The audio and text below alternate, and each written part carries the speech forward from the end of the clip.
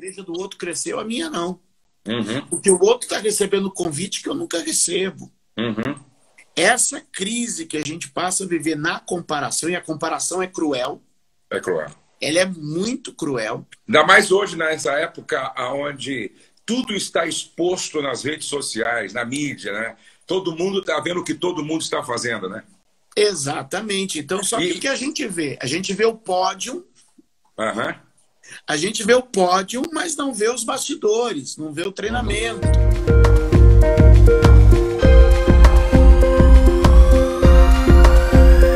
Quando a gente olha para a Bíblia, a gente percebe vários homens que passaram por crises existenciais. Grandes líderes como, por exemplo, Moisés, chega ao ponto de dizer, Senhor, tira o meu nome do teu livro, né? Elias, pô, tira a minha vida. O Jonas, né? Vai lá para porão do navio, depois pede para os caras jogarem para fora. Tava querendo se matar, entendeu? Para ele não pular, né? Desculpa aqui, o pessoal me joga e faz de conta que me mataram, né? E o João Batista, que manda, de repente, seus discípulos, vai lá, pergunta para Jesus. Então, essa possibilidade de uma crise existencial no exercício do ministério é uma possibilidade para todos nós. E a pergunta é, como superar uma crise existencial no exercício do pastorado? Pastor, eu acho que é legal você falar desses nomes e dessas crises. Acho que uma leitura que a gente precisa passar a fazer é porque a gente tem o costume de olhar o personagem bíblico pronto. Uhum, uhum. A gente vê Moisés pronto, a gente vê Davi pronto, a gente vê Pedro pronto, a gente vê Paulo pronto. E muitas vezes a gente esquece, então a gente vê o vaso pronto. Uhum. E a gente é um vaso em processo. Uhum. Então muitas vezes a gente tem o hábito de olhar o personagem bíblico pronto, e aí a gente cria uma ilusão de que eles não eram tão frágeis, tão limitados como nós. Uhum. Eu gosto muito da consciência de 1 Coríntios 1:26, falando aqui de cor, quando ali o texto vai colocar para nós o seguinte: não são muitos os poderosos, os de nobre nascimento e os de boa formação. Então ele está dizendo assim, ó, não são sábios, não são os de posição, nem são os ricos, os importantes. Todos nós somos chamados na nossa fragilidade. Uhum. E é bom quando Paulo diz assim, ó, nessa minha fraqueza que o poder de Deus se aperfeiçoa. Uhum. Então são justamente nessas crises que a gente atravessa que o caráter de Cristo é aperfeiçoado em nós. Uhum. Eu confio e creio muito nisso. Então, nessa crise existencial, que muitas vezes o líder passa, por causa da comparação, Uhum. que a igreja do outro cresceu, a minha não. Uhum. Porque o outro está recebendo convite que eu nunca recebo. Uhum. Essa crise que a gente passa a viver na comparação, e a comparação é cruel, É cruel. ela é muito cruel. Ainda mais hoje, nessa época onde tudo está exposto nas redes sociais, na mídia, né? Todo mundo está vendo o que todo mundo está fazendo, né? Exatamente. Então, só que o que a gente vê? A gente vê o pódio, Uhum. a gente vê o pódio, mas não vê os bastidores, não vê o treinamento. Então a gente vê as medalhas, porque ninguém vai postar as derrotas, as tristezas, as angústias. Agora, diz uma coisa, quantos membros a sua igreja tem hoje? Hoje são 3.500 membros. Há quanto tempo você está aí em Suzano? Estou em Suzano há 19 anos. Ó, pastoreando a igreja. Em Pastoreando. Eu mesmo Quando você tô há 44. quando você começou, tinha quantas pessoas? Eu e a Érica. Ó, você e a Érica, 19 anos depois, você tem uma igreja relevante na cidade, com quase 4.000 membros, e fazendo um trabalho que realmente, eu sei disso, tem impactado a sua região e sido uma inspiração para muita gente.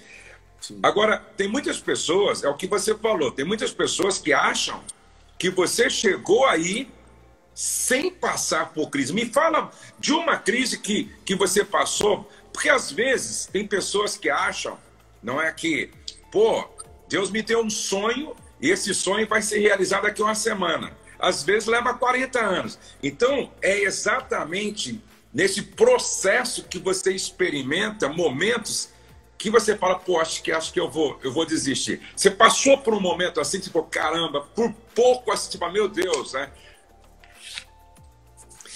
Pastor, eu passei por um momento, eu vejo assim, eu tenho uma situação que criou um trauma. Eu vou explicar a palavra trauma, tá? No sentido que eu quero dizer, como quem quebra um osso e fica aquele trauma, né? A marca do trauma. Ou seja, então é nesse sentido que eu quero usar a palavra que criou uma marca em mim. Eu tive, e a igreja nasce justamente nesse período, eu tenho uma ruptura da minha mentoria. Eu tenho uma ruptura muito cedo da minha formação. O pastor que me discipulava, o pastor que me treinava, a quem eu tenho uma gratidão imensa e uma admiração que eu vou levar para a vida toda, no processo do meu discipulado, no processo da mentoria da minha formação, ele enfrenta problemas. E eu me vejo muito jovem, com 24 anos, na época, e de repente eu vejo um ministério todo que me acolhia, me dava suporte e que estava me encaminhando na formação, ruir. Meu Deus. Ruir. Dentro de escândalo, divisões, mancha moral. E eu estou no meio daquilo tudo com 24 anos. 24 anos. 24 anos. E nisso tudo, então eu com 24, Érica com 23. A gente atravessa toda essa crise, né? Onde a gente perde a nossa referência, onde a gente vê uma ruptura institucional, ou seja, a gente está no meio de um turbilhão de coisas, que se eu olhasse para o homem somente naquela hora, ou se eu me apegasse só na instituição naquela hora, hoje eu não estaria aqui sentado falando com o senhor. Foi um momento de guardar o coração, de se esconder em Deus e sabe, buscar no Senhor a simplicidade para poder passar por tudo isso sem que o meu coração, isso hoje eu lhe digo, sem que o meu coração fosse corrompido ou se tornasse amargurado, duvidoso ou queixoso contra a igreja ou contra os homens. Então eu carrego isso dessa ruptura que eu tive com a pessoa que me mentoreava, que me instruía e que infelizmente, né, acabou tendo problemas, acabou criando-se uma situação assim insustentável e a gente caiu no meio desse furacão ainda muito jovem. Então, para nós, isso foi muito chocante. E você teria tudo. E você teria tudo. Essa palavra ela é muito pertinente. Seu testemunho ele é muito importante. Até porque eu também sofri, cara. Eu quando meu pai morreu, quando meu pai morreu, os caras que estavam sobre ele lidaram de uma forma tão errada, para você ter uma base, os caras expulsaram a minha mãe da casa pastoral. Olha só. E sem perguntar se ela tinha como pagar uma outra casa, entendeu? Eles ficaram 10 anos sem pagar, não é, a ajuda pastoral da minha mãe. 10 anos, ficaram sem pagar, entendeu? Nós precisamos vender um carrinho para pagar o caixão do meu pai, você tem uma base. E meu pai deu a vida dele pela igreja. Se nós também não tivéssemos, se nós não estivéssemos enraizados em Deus, nós teríamos desistido. Mas pelo contrário, tudo isso nos ensinou como não fazer, não é? Como não fazer, exatamente. Tudo isso nos ensinou. Hoje, por exemplo, eu honro viúvas, eu ajudo viúvas, eu oro todo dia. Isso não é um dia ou dois, não. Eu oro todo dia no almoço pelas viúvas, entendeu? Eu oro todo dia no almoço pelas viúvas.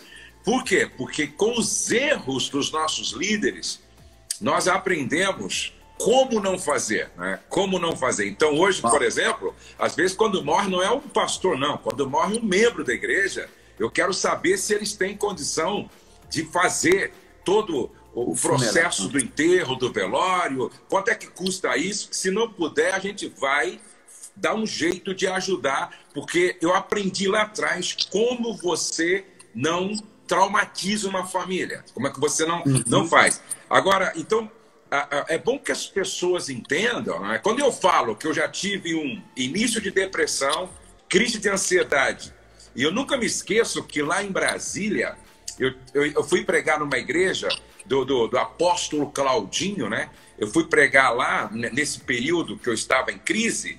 Eu me lembro que ele me colocou eu num hotel excelente, comida excelente, café excelente, mas aquela noite eu deitei assim, não sei se era uma noite ou uma tarde, eu deitei e eu disse, Deus, a melhor coisa que me aconteceria é se eu não acordasse. Vou deitar e se eu não acordasse. E é interessante que eu estava vivendo o meu melhor momento no ministério. Eu estava, olha, o meu prédio aqui do escritório estava construído, eu ganhei respeitabilidade no Brasil com o Ministério com Família, minha família encaminhada, mas eu, de repente, passo por essa crise que, daí com a oração de um amigo e tal, e aí uma semana depois eu estava curado, graças a Deus. Agora o que as pessoas precisam entender, por isso que é bom a gente falar aqui, que você, eu, nós, inclusive aqueles que te decepcionaram, nós não somos super-homens, na verdade. É que, graças a Deus... Por exemplo, uma coisa que eu fiz uma reflexão esses dias, pastor, sobre isso, foi bom se eu tocar, aqueles que me decepcionaram na época, né, vamos dizer, faz pouco tempo eu consegui fazer uma reflexão, eu consegui enxergar, eu já não tinha nada, já encontrei com eles, já voltei lá pregar de novo na igreja lá, relacionamento bom, hoje eu consigo falar. Amém. Mas eu consegui fazer uma leitura esses dias, eu parei e fiz uma leitura daquilo, e eu vi que ninguém ali queria o mal de ninguém. Exatamente. Eu vi que todo mundo foi lançado numa situação e cada um se agarrou no que podia e como sabia. Então eu consegui tirar aquela lente e olhar assim e dizer assim, não havia maldade. Havia inexperiência, havia insegurança, precipitação, sabe, uma falta de tato por não estarem preparados, uma confusão por causa de tudo que aconteceu, mas eu consegui fazer uma leitura e dizer assim, não havia maldade. Exato. Cada um fez o que achou que seria melhor naquele momento. Exatamente. E Deus nos guardou. E aí eu digo que naquela hora eu podia me tornar um cara medíocre, pastor, naquele momento. Por quê? Eu, nesse momento, com 24 anos, eu podia me acomodar. Porque dentro da estrutura, eu já havia conquistado, e aí eu falo assim em termos, vamos falar em termos numéricos, em termos, né, de estrutura, eu já havia conquistado o que alguns pastores passam a vida inteira e não vão ter. Naquele momento.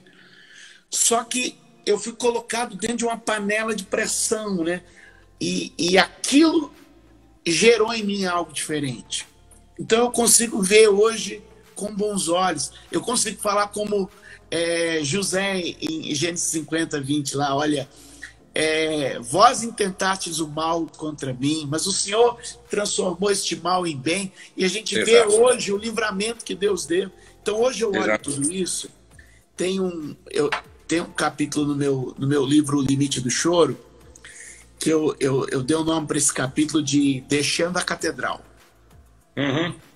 Porque com 24 anos eu era pastor de uma linda catedral de vidro, pastor. O trânsito parava, com 24 anos, meninão. O trânsito parava em volta na hora do culto começar, estacionamento lotado, prédio no ponto mais cobiçado da cidade. Ou seja, eu estava lá atrás, 20 anos atrás, em uma posição muito prestigiada. E aí eu chamo isso de o episódio no meu livro lá de Deixando a Catedral. Ah, legal. Quando eu deixo a catedral. No domingo, eu sou pastor de uma grande catedral de vidro.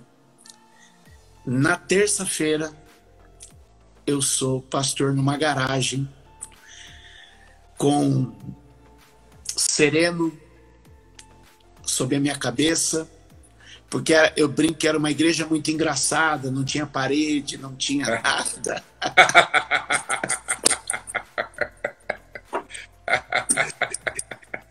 E aí isso me faz, sabe, começar com uma outra fé, uma outra perspectiva.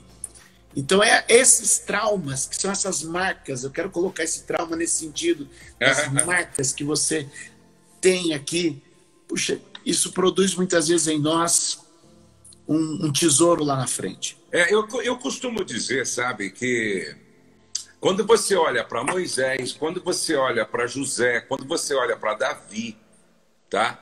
Jeremias, eu costumo dizer o seguinte: sucesso que não é precedido por uma história de sofrimento não é digno de ser compartilhado, não é digno de ser celebrado.